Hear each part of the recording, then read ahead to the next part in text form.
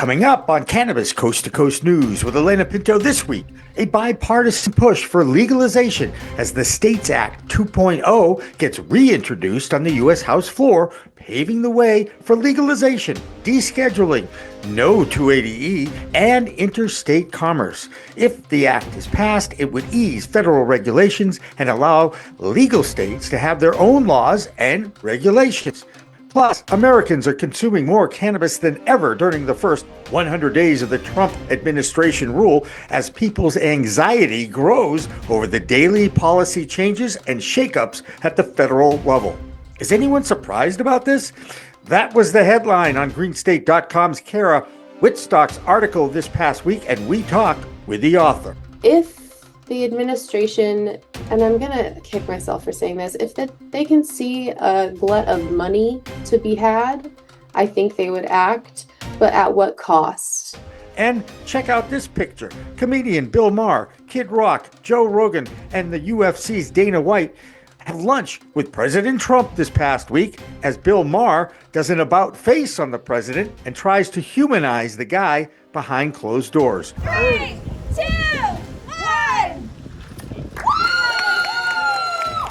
How about some expansion news in Massachusetts as Lazy River Products opens their second dispensary in Tewksbury? All that and more on Cannabis Coast to Coast News with Alaina Pinto next.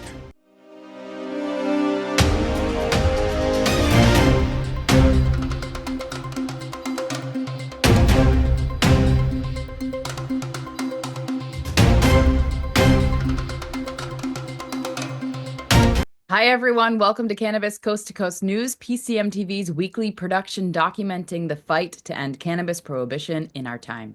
I'm Alaina Pinto. On the screen is the QR code that will take you to our app, PCM TV. There you will find this program before we even live stream it out to the world on Mondays at 11 a.m. Eastern Time. So go to the App Store or Google Play and get it today. This past Thursday, a bipartisan group of congressmen introduced the States Act for a third time. The strengthening of the 10th Amendment through the Entrusting States Act was introduced to the 116th Congress in 2019, then reintroduced in the 118th Congress in December of 2023. Now, in the 119th Congress, Republican Congressman Joyce joined with his fellow GOP rep Max Miller and Democrat Dina Titus to put forth a bill that would legalize cannabis and set up a regulatory body that would report to the Alcohol, Tobacco, Tax, and Trade Bureau that would work in conjunction with the FDA to come up with guidelines that completely descheduled cannabis away from the CSA. Since this title of the bill is the States Act, part of this legalization allows each state to set up their own regulations, like 24 of the existing adult use legal states right now. Furthermore, it will classify cannabis products into specific categories such as drug, food, dietary supplements, cosmetics, and set standards for contaminants testing, manufacturing, and marketing practices. Joyce released this statement about his new bill. Whether a state is pro-legalization or anti-legalization, we can all agree that the current federal approach to cannabis policy is not working. As President Trump has acknowledged, the existing policy has caused unnecessary harm and squandered taxpayer dollars by diverting law enforcement resources from combating violent crimes to making needless arrests and facilitating incarcerations for small possessions of state legal marijuana.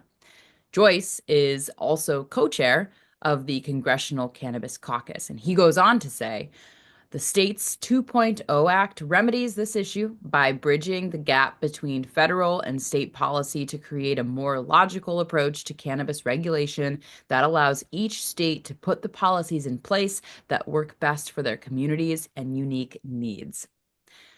Senator Elizabeth Warren from Massachusetts introduced the first States Act in 2016, and it will be interesting to see how the Democrats in both houses of Congress react to this now with the Republicans in control. With an analysis of its chances to pass in its current form or with other amendments, here's Andrew Behringer in Washington, D.C. I'm Andrew Behringer with the Washington, D.C. report for Cannabis Coast to Coast News. Last week in Washington, D.C., a bipartisan group of lawmakers has reintroduced legislation that could significantly change federal cannabis policy across the country. The bill aims to respect states' rights while creating basic federal guidelines. Both Republican and Democratic lawmakers joined forces to reintroduce the STATES Act, or States 2.0 Act. The bill's key sponsors include Ohio Republicans Dave Joyce and Max Miller, along with Nevada Democrat Dina Titus. Joyce and Titus both serve as co-chairs of the Congressional Cannabis Caucus. This legislation would fundamentally change how federal law interacts with the state cannabis programs. Currently, cannabis remains federally illegal, even in states that have legalized it. This bill would amend the Controlled Substance Act to protect individuals and businesses operating legal under state or tribal laws from federal prosecution. Additionally, the bill would legalize interstate cannabis commerce, normalize tax policy for cannabis businesses, and establish a regulatory framework overseen by the Alcohol and Tobacco Tax and Trade Bureau. The legislation comes at a time when public support for cannabis reform continues to grow. A recent GOP poll shows that even a majority of Republicans now favor cannabis reform, particularly policies that allow states to set their own cannabis laws without federal interference. Despite President Trump's previous expressions of support for a states' rights approach to cannabis, the White House officials recently indicated no immediate action is planned on cannabis reform or rescheduling. Former DEA and HHS officials suggest that without the president's active advocacy, comprehensive cannabis reform would face prolonged delays. If passed, the Attorney General would have 180 days to update federal drug regulations, while the Government Accountability Office would conduct research on how legalization affects traffic safety. Well, that's the Washington, D.C. report. I'm Andrew Behringer reporting. So, is anyone a little anxious about what is going on in Washington, D.C. under President Trump? Stock market reacts to every word that comes out of his mouth. And if you are a foreign national or citizen, you are probably worried about the new immigration policy and if you will be targeted. So as you might expect, Americans who are anxious tend to consume more cannabis to combat that anxiety. Kara Whitstock is a writer with greenstate.com, and her headline sums up her story this week. It caught the eye of our executive producer, Jimmy Young, and he talked with Kara about the results of the Harris poll funded by the Royal Queen Seeds Company. Here they are. Thanks, Alaina. We have a very special person joining us here on Cannabis Coast to Coast News this week. It's Kara Whitstock, a writer for greenstate.com. And this week, she wrote an article for greenstate.com that the headline caught my eye, okay? Because the headline was "The Unexpected Impact Trump is Having on Weed." Kara joins us now. And Kara, explain to me how you came upon this survey that you talked about. The survey was sent to me by Royal Queen Seeds, so it was a classic combination of brands and journalists, but it wasn't actually focused on this tidbit that we shared. It was focused on consumer trust in products. They want to grow their own weed because they don't really trust that which is on sale right now at stores for being clean from pesticides and whatnot. And then at the very end, they shared that they asked one question: if they are consuming more cannabis now that Trump is in office. And that is what most of us journalists grabbed onto, because it's a very livable moment. And the answer was yes. Unfortunately, I asked and there were no backup questions, because this was just a one-off added on to the main probe, which was growing cannabis trust and consumer trust. And I want to know more. So I'm hoping that they take our interest to heart and they ask some more questions about that on their next run. But essentially, there are more people are turning to cannabis in these last few months. Anxiety is very high and has been since Right. the election run started. That's good. And that's what the article details. Absolutely. And I would be remiss if I did not explain that you have one of your pets on your lap. And we He see, literally left okay, as I but as soon as it talked. was started recording, right? But that was a cattail, just so you know, it's not an appendage that Kara is growing. No, I'm all human being. And look, everybody, whether you are in the cannabis side of things or not, is anxious because you just don't know what this guy's going to do. And he's unpredictable. And he's Mhm. whatever else you want to put in there as well. However, his ego drives him. And I still have faith that when he sees an opportunity to become a hero and feed his ego that, hey, I'm the guy who brought regulatory stability to this industry. Mhm. This will, I think, will drive him into getting this thing done or telling his disciples to get it done. And it also coincides with the fact that the States Act is back in Congress again, that this bill Yeah. that would allow legalization to happen is now, being talked about in Washington, D.C. So, I'm a hopeful guy, generally positive, right? So I'm Mhm. always looking for something that is going to give the industry some kind of hope, something to look forward to. And Yeah. I can certainly get your opinion on that, can't I? What I just said. Yeah, I'm feeling the weight of it and I'm digesting, but I wish I had faith and trust Hmm. in acting in the better interest of cannabis. I started working in this industry in 2011, and Hmm. I was bright-eyed with, oh, legalization will help everything. And um, as I've watched states favor taxation over patients, taxation over home grows, it does not seem to be that people are the concern. So if the administration, and I'm gonna kick myself for saying this, if they can see a glut of money to be had, I think they would act, but at what cost? Kara, thank you so much for taking a little time out of your Good Friday to join us. And we look forward to more from greenstate.com. Thank you for having me. There were some more fireworks out of Washington, D.C. this past week, and they weren't from President Trump. This time, they were by Health and Human Services Director Robert F. Kennedy Jr., who has angered the autism community in this country with his harmful remarks. It was at the same news conference where Kennedy announced that he would find a cause for autism in the next 5 months, and he believes it is totally environmental. Then he made these completely hurtful and insensitive remarks when talking about the challenges facing parents of kids on the autism spectrum. He said, these are kids who will never pay taxes. They'll never hold a job. They'll never play baseball. They'll never write a poem. They'll never go on a date. Many of them will never use a toilet unassisted. And we need to recognize that we are doing this to our children. End quote. Our Michigan correspondent is Amy Carter of the Michigan Weedsters and the mother of an 18-year-old autistic child. Jaden is his name. Amy is still fighting for the rights of autistic students to use cannabinoid-based medicine delivered by registered nurses at school. She has driven to Jaden's school for years to take him out of school, go 1,000 feet away from school to administer his medicine so he can return without any danger of outbursts and uncontrolled behavior. Needless to say, Amy's experience with Jaden counters everything RFK Jr. said. My son Jaden has conquered milestones I never imagined possible. I contribute the majority of his success to cannabis. It has helped to improve his IQ and reduce his challenges. Yes. He plays baseball and football, works, and pays taxes. If you're a parent of a child with autism, your life isn't ruined. It can be tough, but I feel blessed. What I've always told Jaden is that he has superpowers, like heightened hearing and incredible memory. It's crucial to recognize that they grow into autistic adults who have unique needs. Critically, the struggles many face stem from the lack of support, not autism itself. Autism requires tailored assistance, and when support is limited, families suffer.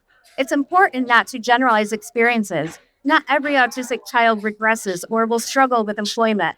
Many adults, including my son, hold jobs and contribute to society. We need to focus on the realities and needs of the autistic community instead of framing them as burdens.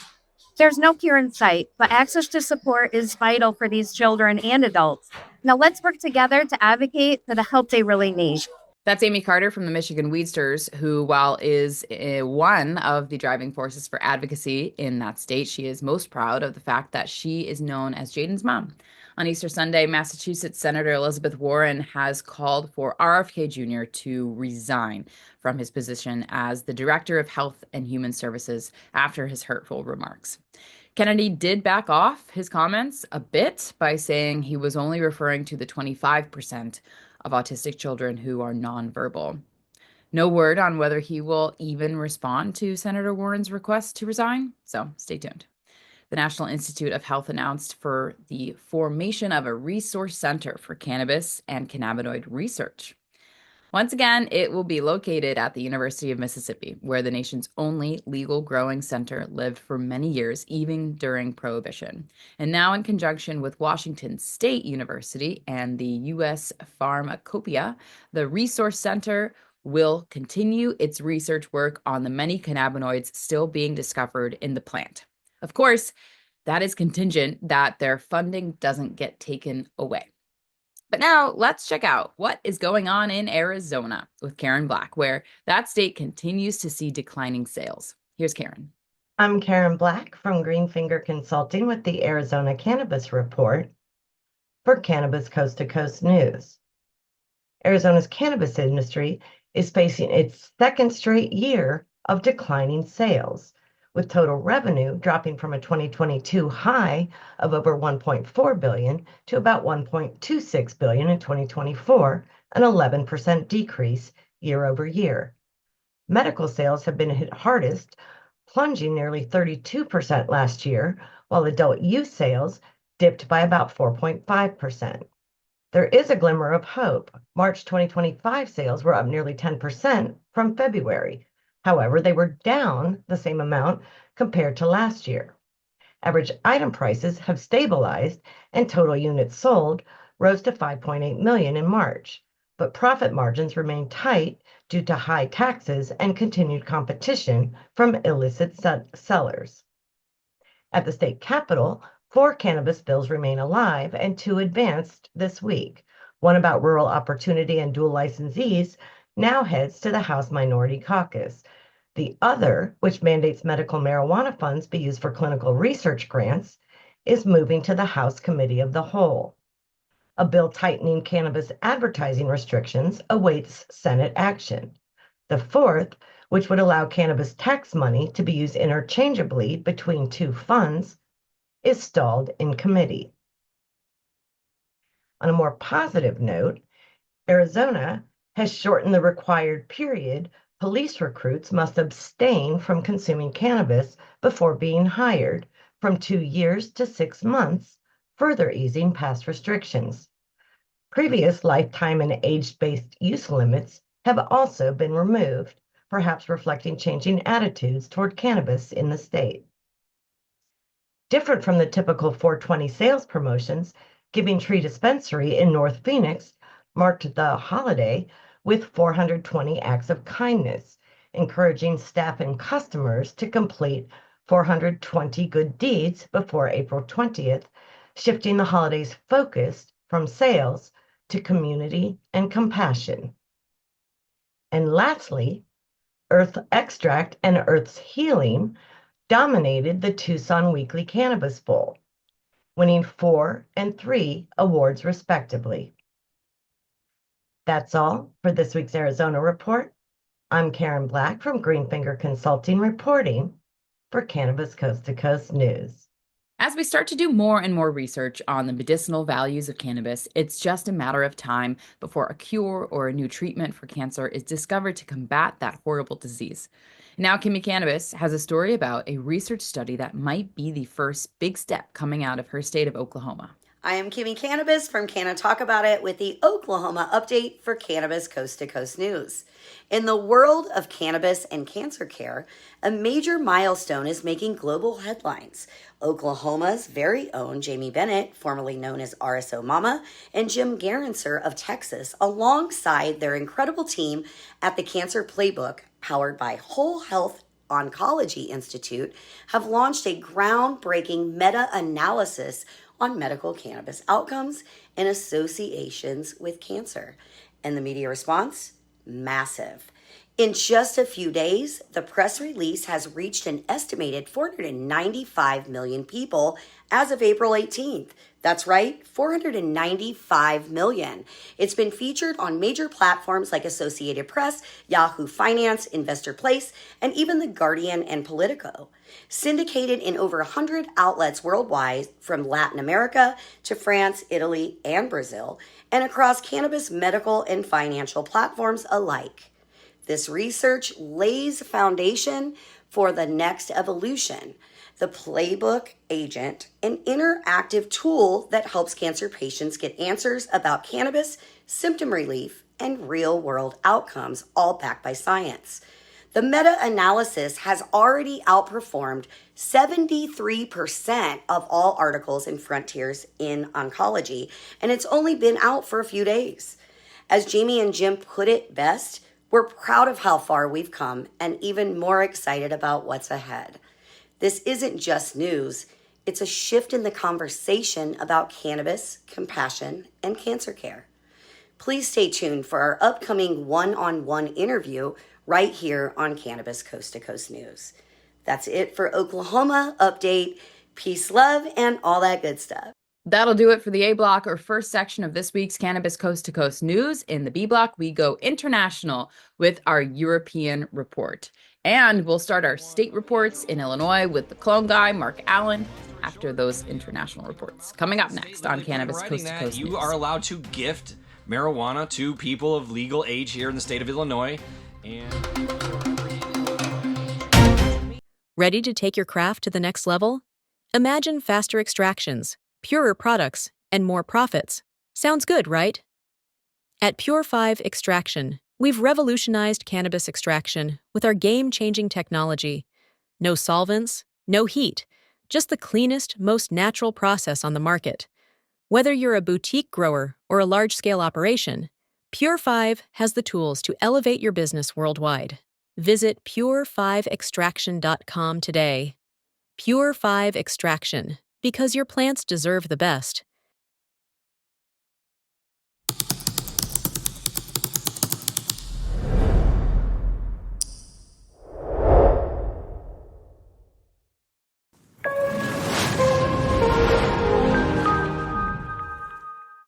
Welcome back to Cannabis Coast to Coast News. I'm Alaina Pinto. This is the part of the show where we go across the pond to Europe to see what's going on over there when it comes to cannabis and hemp products. This week, Italy basically shut down the hemp industry in that country and turned it into a criminal endeavor. Ben Stevens from the Business of Cannabis in Europe has that story. I'm Ben Stevens with Business of Cannabis with this week's news from Europe for Cannabis Coast to Coast News. This week, the Italian hemp industry, already on its knees, has been dealt a second and probably fatal blow. Last week, the Meloni government pushed through legislation under emergency rules, meaning that it effectively bypassed Parliament and was implemented overnight, which equated all hemp flower, so hemp for our purposes is any cannabis with less than 0.3% THC, with high THC cannabis, making the entire industry effectively criminal overnight, wiping out some 2 billion euros worth of revenue for the Italian economy and making some 30,000 people supported by this industry criminals. So the one reprieve following last week's ruling was that CBD products, CBD oils made from the seeds and stalks of hemp were effectively exempt from this ruling because it only covers hemp flower. In a separate ruling this week in the Court of Appeals, in a case that's been going since 2020, in a massive U-turn from the court, who has rejected this bill twice because of the lack of scientific evidence, all CBD oils, regardless of how they're made, even if they're made from seeds and stalks, are now also considered a narcotic, meaning they cannot be bought from pharmacies over the counter, they can't be bought from hemp shops, they must be prescribed by a medical professional. Now, some court cases and challenges are already being brought by the industry, but for now it looks like the industry is effectively done. Very disappointing news from Europe, but that's all from me this week. I'm Ben Stevens with Business of Cannabis, reporting for Cannabis Coast to Coast News. Whether you are a fan of former heavyweight champion Mike Tyson or not, he has jumped into the cannabis industry and built one of the most successful celebrity brands with his cannabis company, Karma Hold. Tyson said his company was built on the belief that powerful stories and products can change how people connect with wellness, entertainment, and culture. So now, if that brand fails, it will be his fault and responsibility, since this week he named himself the company CEO. In California, Dina Naguib has the story of a lab in the Golden State that continues to be in trouble with that state's regulators. Here's Dina. I'm Dina Naguib, Principal Consultant at Grass Goddess Consulting, here to give you the latest news in Southern California for Cannabis Coast to Coast News. Last week, the Department of Cannabis Control said that it's suspending the license of a cannabis testing facility, Bel Costa Labs Long Beach, as it has engaged in activity that puts public health, safety, and welfare at risk. The specific issues are failing to accurately report microbial impurities, inaccurate cannabinoid potency reporting, not collecting representative samples, incomplete chain of custody forms, abuse of track and trace login credentials, and insufficient training or experience of lab workers. The DCC directed the lab to cease operations immediately. In other news, there was a rally at LA City Hall last Wednesday, organized by the Black Los Angeles Cannabis Council, to show the city that the way social equity has been handled for the past 7 years is unacceptable.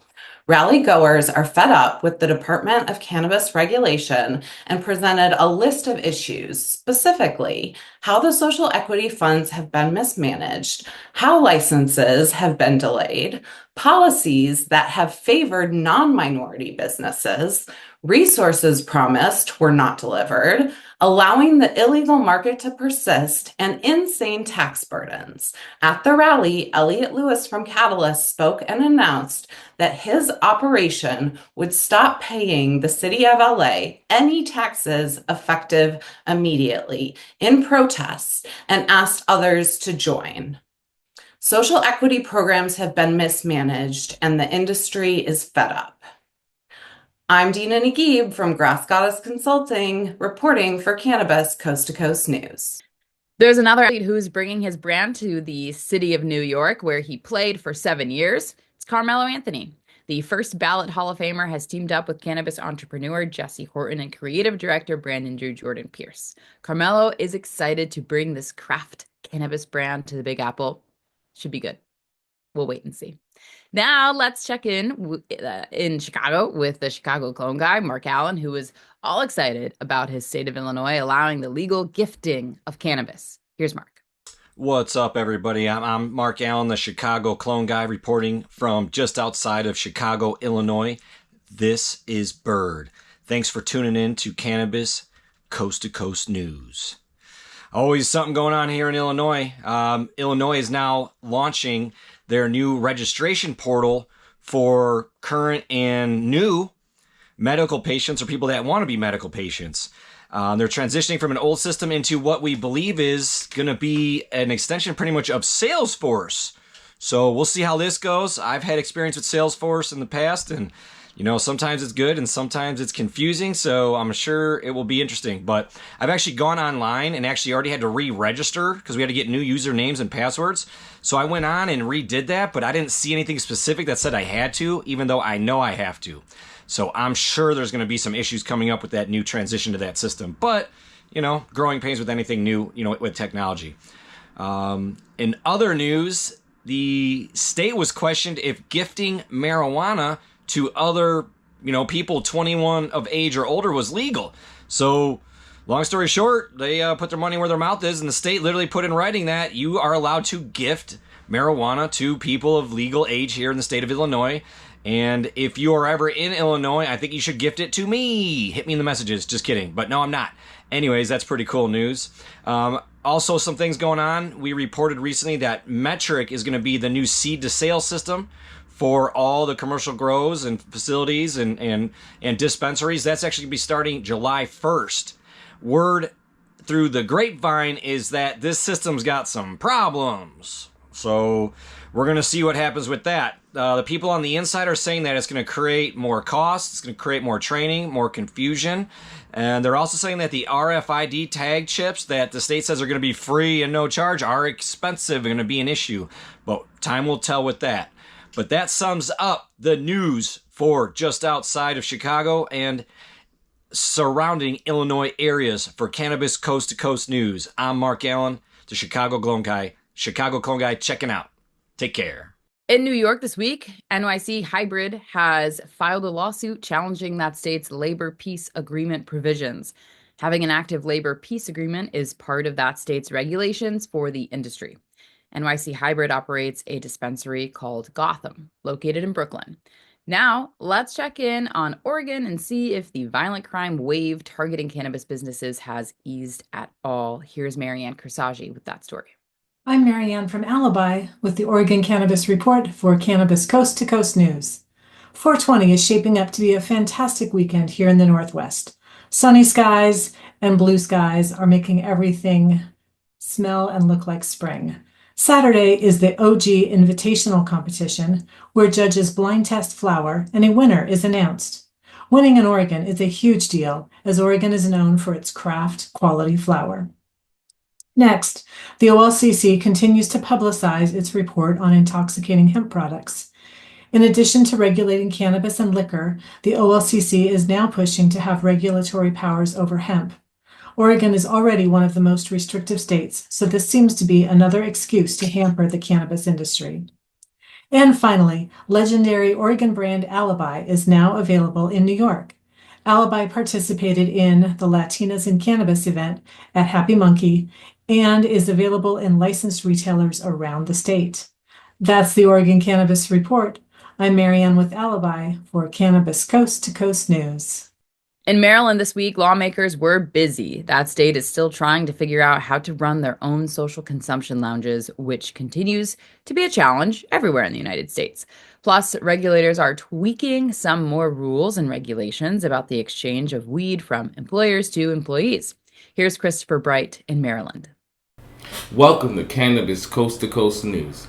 I'm Christopher Bright from The Enlightened Voice, bringing you the latest cannabis headlines from Maryland. Maryland lawmakers have passed a bill clarifying rules for marijuana consumption lounges and revising cannabis business regulations, now awaiting the governor's signature. The measure, backed by the Maryland Cannabis Administration, defines policies for on-site consumption sites, allowing cannabinoid beverages with up to 5 milligrams of THC per serving. Lounges can operate as a food service facilities offering non-infused food alongside marijuana products, but must secure building and occupancy permits. Localities can ban indoor smoking or vaping, though outdoor use may be permitted.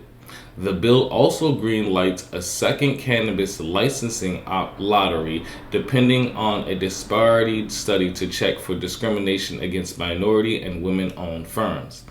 Up to 25 growers, 25 processors, and 120 dispensary licenses could be issued, plus 10 incubation spaces and 15 consumption lounges.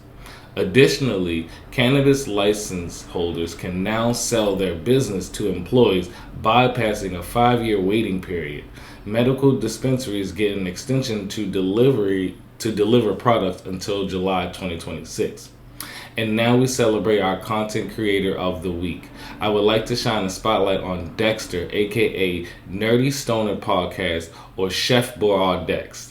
Dexter is a breath of fresh air, bridging the gaps between black nerds and stoner culture. Whether you enjoy his witty banter on his podcast, seeing him in cosplay at your favorite con while interviewing people, or just looking at his mouth-watering dishes, Dexter has a little bit of it all. Make sure to go check out his podcast on Spotify at The Nerdy Stoner and follow his IG at Nerdy Stoner Pod. This has been this week's Maryland Cannabis Report. I'm Christopher Bright from the Enlightened Voice reporting for Cannabis Coast to Coast News. One of the most fascinating stories that has emerged from the Farm Bill of 2018 is the development of the billion-dollar hemp market. The products are considered legal since they were all created with just 0.3% THC in dry weight, which is the legal definition of hemp.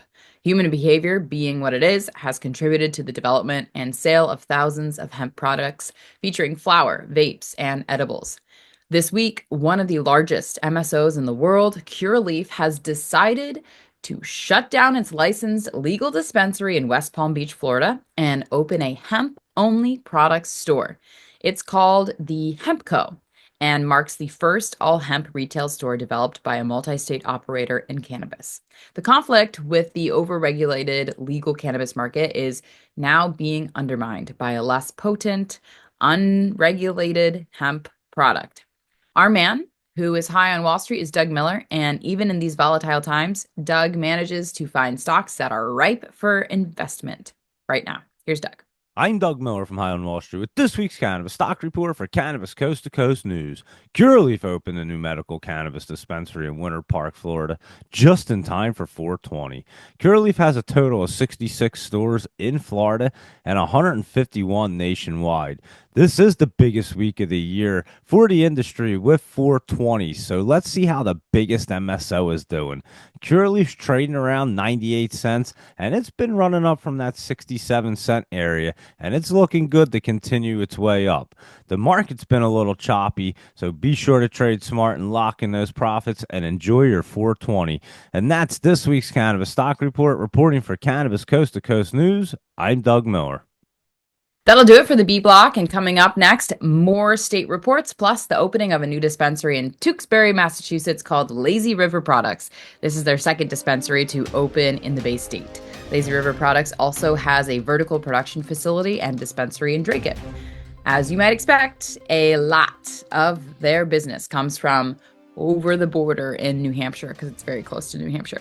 The Granite State is the only one in New England that still does not have open legal adult use sales, something their neighboring states of Vermont, Massachusetts, and Maine all enjoy. Dispensaries near the New Hampshire border are all booming with consumers from New Hampshire as thousands of dollars leave that state every week as consumers go over the border to get their weed. Cannabis Coast to Coast News continues after this.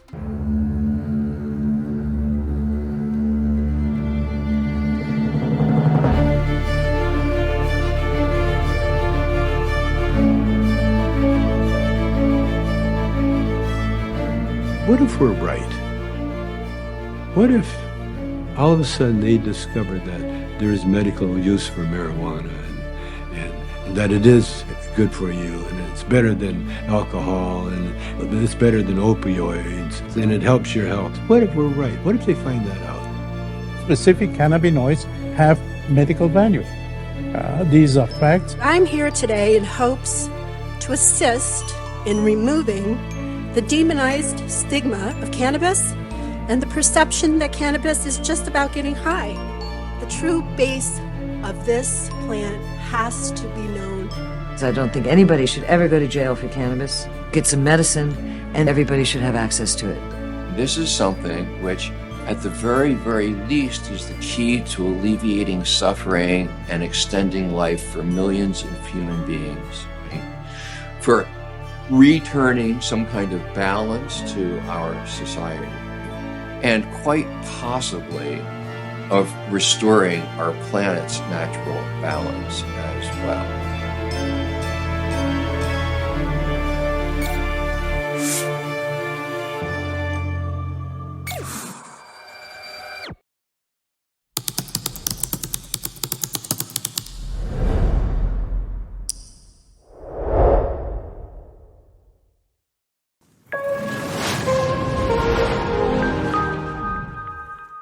Welcome back to Cannabis Coast to Coast News. I'm Alaina Pinto, and this is the C block, or final section of this week's show. And this is our final reminder to download the free PCM TV app available in the App Store or Google Play. All you have to do is point your camera at the QR code on the screen, and it takes you right there. You can download it for free. So pause this video and do it, and get access to our next show on demand. Up next, we take you to Virginia, where no matter how hard that state advocates for adult use, the sitting governor, Glenn Youngkin, wields his veto pen, not once, but twice, shutting down legalization handed to him from his state's representatives. Now, Youngkin is in the final months of his term, and there are 2 candidates for the vacancy at the end of this year, and both are women. The Republicans have Winsome Earl Sears, and the Democrats have Abigail Spanberger. So either way, there will be history made when either of these women will become the first female governor to be in charge of the Cavalier state. With more from Virginia, here's Joe Parsons. Hi, I'm Joe Parsons with the Virginia Cannabis Connection by Higher Education's Coffee Talk, sponsored by 97.5 3WB and reporting for Cannabis Coast to Coast News. Pro-cannabis media, and especially myself, hope you had an amazing 420 weekend and a happy Easter as well. There is good news to report this holiday from the Commonwealth. The Virginia Democratic candidate for governor, Abigail Spanberger's campaign, released a poll that suggested that she would create a safe marketplace by legalizing adult retail use while cracking down on illegal vape shops. It's also suggested that she would reinvest a large portion to Virginia's schools and their programs. That is a promising sign of what her primary focus will be for her campaign. I myself wish her all the best and hope that this is just one of the many needed changes to the cannabis policy in Virginia. This week on Coffee Talk, we had pro-cannabis media's very own Mark Allen, the Chicago clone guy, to talk about growing, starting clones, and other awesome information and tips to help get that 2025 harvest started. So thanks to Mark and Bird for their help. Now, the key to having a safe and worry-free season is to know the core rules for growing in the Commonwealth. So here are the basics to get you started. Number 1, you can only have 4 plants total, regardless of what state they're in, seedling, vegetation, or flower. So it's best to start with 2 and then plant the other 2 like a month later in case of disease. Or you might get a male plant. That way you don't have to start completely over in case of a disaster. Number 2, all plants must have a label with your name, your address, and strain information. Don't get caught without this one, or you can lose your plants. Number 3, if you're growing outdoors, all plants must not be visible from the road and cannot have public access. Number 4, outdoor grows can only be on your property. If you rent, you cannot, even with a landlord's permission, grow on rental property. However, indoor grows can be on rental property as long as it's not government funded. Number 5, you're able to keep your entire harvest, but you can only have 1 ounce outside of your house, and stem weight does count. So never carry more than 1 ounce outside of your home. And lastly, a personal tip from me. You should always have the same tag information on your bag that you carry as what's on your plant. That way you can prove that what is on your person is from what you've grown. Otherwise, they might try to take your bag and test it and investigate its origin. Follow these tips and you'll have a great season and a plentiful harvest. Well, that's going to do it from this week's Higher Education's Coffee Talk, sponsored by 97.5 3WV and reporting for Cannabis Coast to Coast News. I'm Joe Parsons. Until next time, stay lifted. There's a lot of hope that the emergence of social consumption lounges will be a solid business model for the future of the cannabis industry in many states. Well, if Nevada is the test case, there's already trouble with sustainability. Tina Tasaka has the story of Smoke and Mirrors, Las Vegas's first social club to open, and now it is the first to close. Here's Tina in Nevada with that and a report from the tribal nations as well. I'm Tina Tasaka with 420 Technologies, and this is the Nevada and Tribal Nations Report for Cannabis Coast to Coast News. When one door closes, another opens, but we often look so long and so regretfully upon the closed door that we do not see one which has opened for us. Alexander Graham Bell. Thrive Cannabis Marketplace has shut down Smoke and Mirrors, Nevada's first state-licensed cannabis consumption lounge, just over a year after opening in February 2024. Thrive cited high compliance costs and restrictive regulations as key challenges, saying the current framework doesn't support a sustainable business model. This leaves Dazed at Planet 13 as the only state-regulated lounge in Las Vegas, and Sky High Lounge at New Woo, downtown Las Vegas, run by the Las Vegas Paiute tribe since 2019, operates independently on sovereign land. Thrive plans to repurpose the space for events until regulations improve. Meanwhile, 20 more lounges have conditional approval, but no opening dates. Sessions by the Bay, San Diego's first consumption lounge, is open, and it's tribally owned. Celebrating the opening all weekend for the 420 holiday, the first cannabis lounge is now open in National City. It's 3 stories, 16,000 square feet, featuring a ground floor dispensary, a second floor lounge with gourmet cuisine and THC-infused mocktails, and plans for a rooftop bar with bay views. The lounge offers an immersive art experience, including a 12-room exhibit on cannabis history. To enhance the grand opening festivities, live music artists are being featured each day over the 420 weekend. The Sequan Tribal Development Corporation has partnered with Sessions by the Bay on this project. This tribal entity owns and controls most of the city block on which Sessions by the Bay is located, as well as the nearby Marina Gateway Hotel and the Kimball Coastal Eatery next door. Alex Ayan, owner of Sessions, partnered with the Sequan Tribal Development Corporation, which also owns the U.S. Grant Hotel, the Hotel Solimar, the Singing Hills Golf Resort, as well as their world-class casino resort in El Cajon.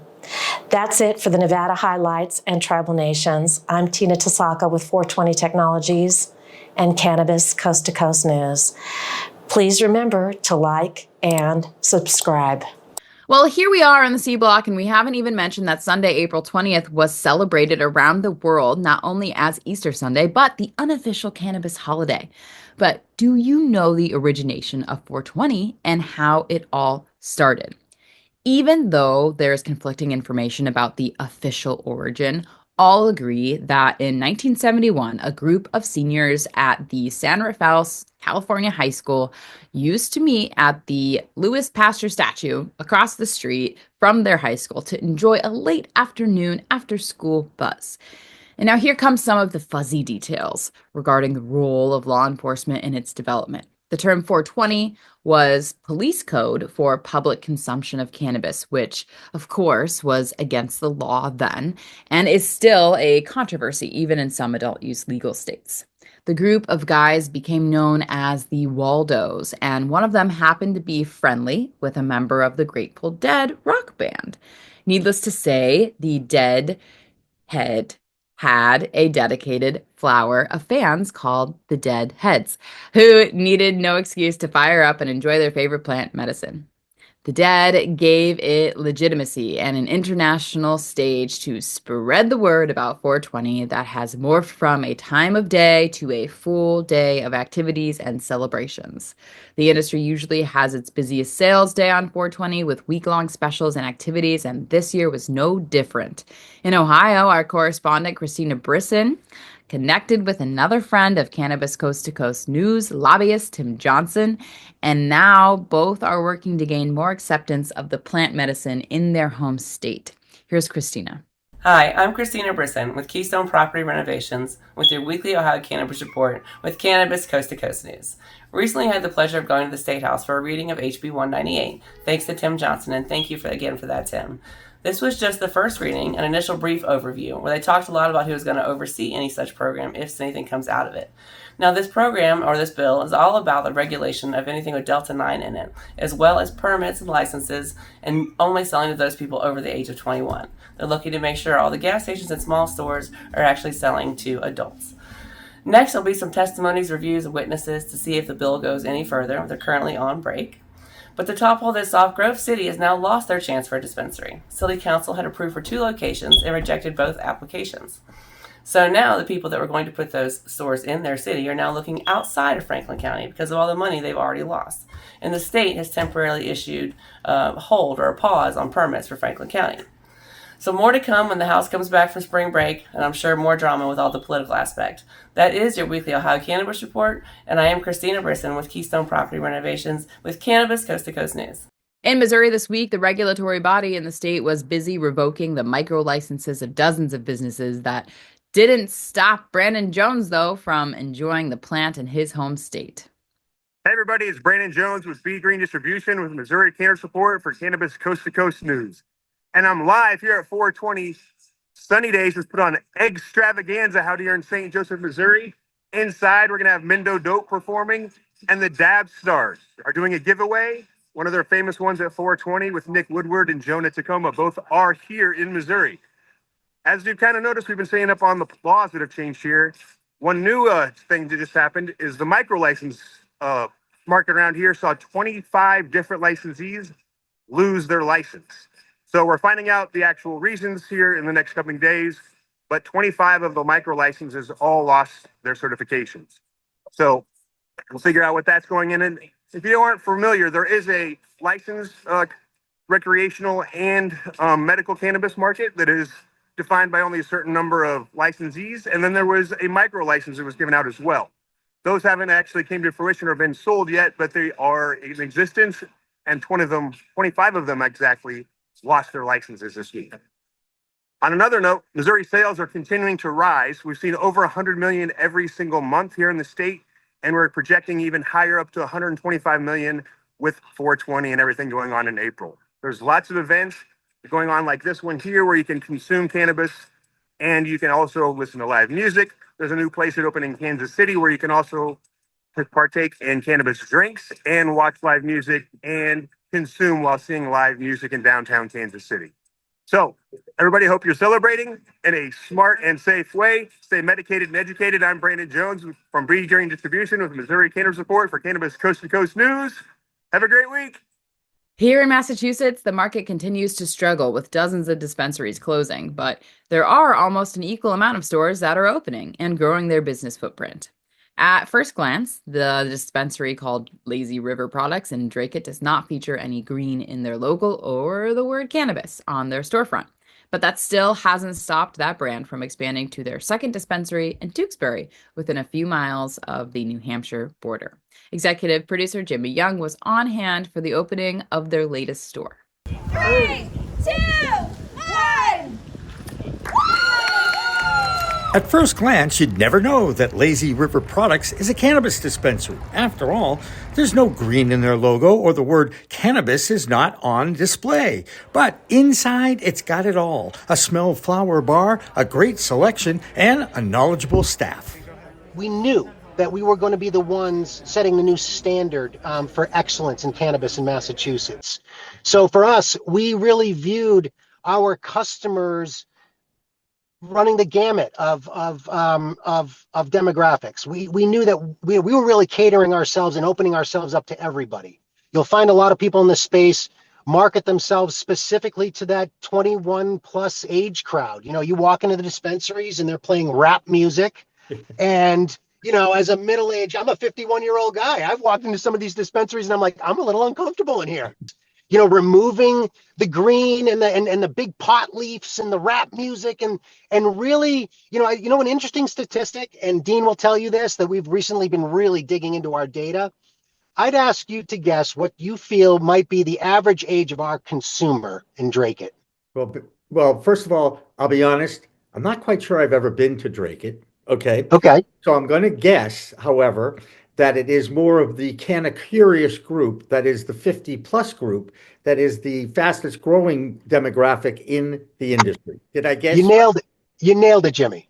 You nailed it. I'm not just our average customer is 55 years old. And now that group has 2 Lazy River Products dispensaries to choose from. Reporting for Cannabis Coast to Coast News, I'm Jimmy Young in Tewksbury, Massachusetts. And finally tonight, I think we can all agree that since President Donald Trump has taken over the White House, that there has never been a dull moment. Whether he is creating a trade war with the world or working to deliver peace to either of the wars going on, there's always something to report on.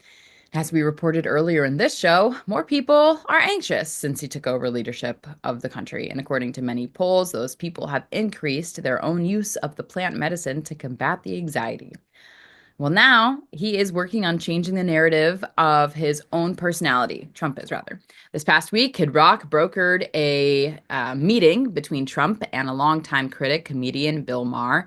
Both were joined by podcast king Joe Rogan and UFC king Dana White. Maher used the moment to announce his change of heart about the president, and it happened on his show on HBO. There's no word on whether that hurt or helped his ratings, but there are plenty of people out there who are disappointed in his sudden about face. Your call. That's this week's Cannabis Coast to Coast News. I'm Alaina Pinto. Remember, it's a whole new world of weed out there. Consume responsibly. Happy Easter. Happy 420. And we will see you next time. I think I messed up. Did you know there's a place that covers all the cannabis news you need? Welcome to Pro Cannabis Media, your go-to for all things cannabis. PCM is the CNBC of weed, bringing you the latest news and talk shows with a twist.